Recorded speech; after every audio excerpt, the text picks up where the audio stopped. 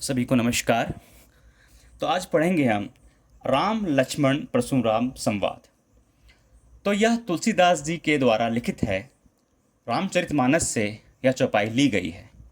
यहाँ पे माँ सीता का स्वयंवर रचा गया है मिथिला में, और उसी स्वयंवर में भाग लेने के लिए भगवान श्री राम जी और लक्ष्मण जी गए हैं। तो आइए पढ़ते हैं क्या है। तो पहला है, नाथ शंभुधनु भंज निहारा, होई केऊ एक दास तुम्हारा। यहाँ पे राम जी कहते हैं, हे नाथ, मतलब परशुराम जी, हे नाथ, जिस किसी ने भी शिव के धनुष को तोड़ा है वह केवल आपका दास ही हो सकता है।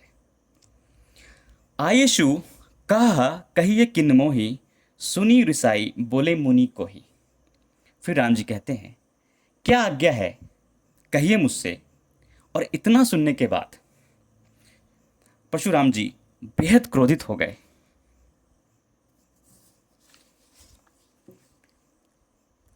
इस पे परशुराम जी बोलते हैं, सेवकू सो जो करे सेवकाई, अरी करनी करी करी करिए लड़ाई।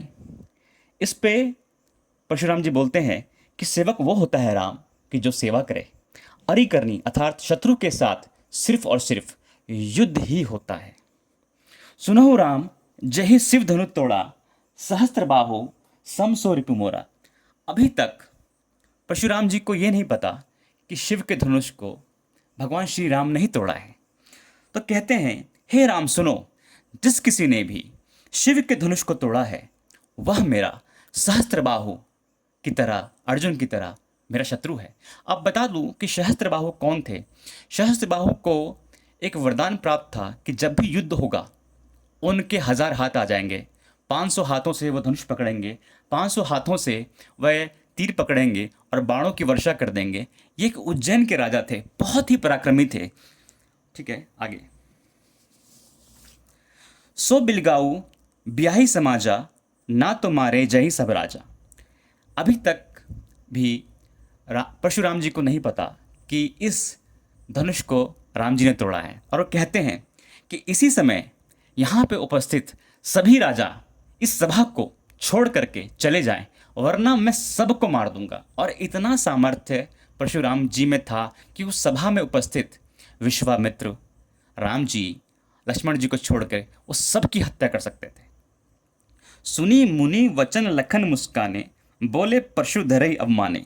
इतनी देर तक लक्ष्मण जी सुन रहे थे और अंदर ही अंदर मुस्कुरा रहे थे, लेकिन अब उनसे रहा नहीं गया और उन्होंने परशुराम जी को मुस्कुराते हुए कुछ उनका अपमान करने के भाव से उनको कुछ बोला। सुनिएगा क्या बोला।